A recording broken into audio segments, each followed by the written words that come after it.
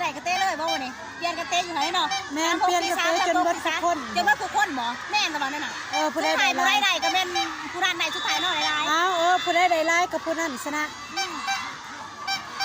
คันเขาเนื้อเสือเลยเฮ้ยต้องปาโกนบ่มันมีคือกันเด้โอ้มีผู้บ้างเมียนบ่เอ้ยมีผู้ฮับโอ้ยเตะเขาโอ้อันนี้บ่เขาเห็นบ่โอ้สะอ่อนแห้งเขาเนาะ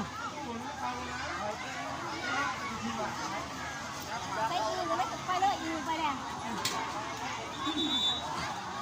มุนาซีซ่านยกไปมาเด้อก่อนมาเด้อนั่งเรื่องนั่งนั่นล่ะยามันไม่ถูกก็สิยามอีกมันมวนตัวจุดโทษทำให้หอนแดดลงหอนแดดเนาะมันเด้เขาแล้วเขาได้หลายกว่าเด้ซีซ่าได้หลายกว่าบ่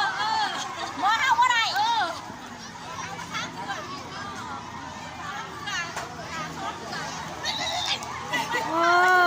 สิได้สิ่งชนะเลิศเนาะวันนี้เนาะ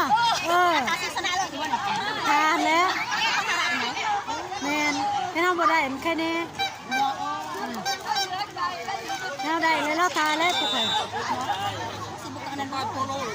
มันมือแล้วแหละวันนี้ฮัน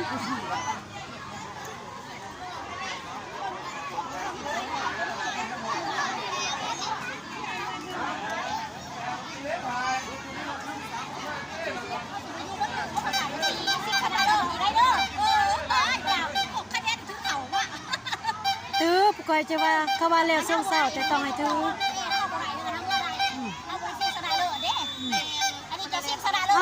เขาเลยบ่นี่บ่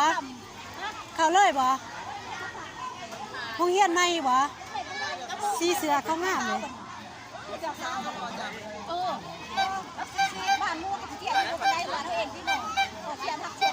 40ก็ไปมัน38โอ้38แม่นบ่หรือ40กับ35บ่โอ้โตเข็ง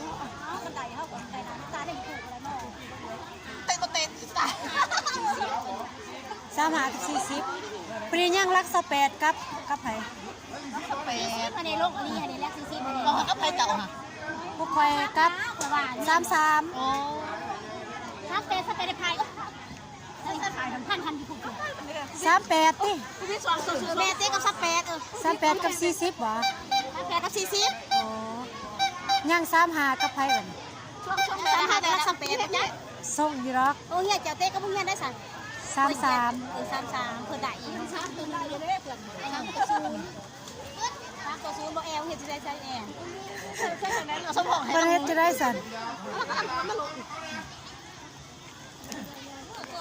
ฮอนแดดเด้เขามาห่มเด้อฮอนแดดพี่ห่มกันนะไปอีกนะประตูเขาเรียบร้อยคือเลยตอนนี้เวลาแข่งประเทศจะมารู้มันอยู่ว่าคุณอยู่กองหลังกองกลางอ่ะนะมันใครมาโหไปเลยวันนี้เดี๋ยวอยู่กองกลางตามภาษาเด็กน้อยเนาะญาติกันเองบ้านก็มีมัน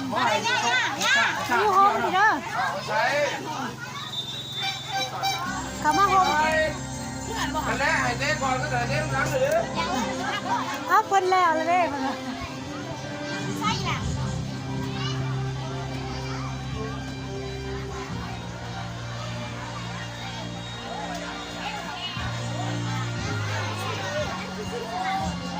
แม่นนั่งนั่นมีแต่พ่อปันกันเนาะเด็กน้อยเนาะพอดีเป็นตะเบิงแต่เอามาการมาอยู่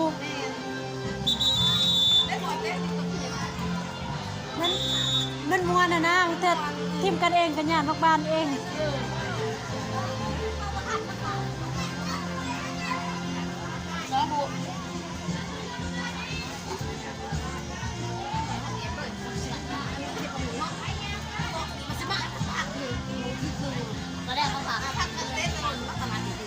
ผู้คอยบริซ้อมเด้อเตะกันเองสุดผู้คนผู้ใดอันใดลักษณะในสุดผู้เจ้า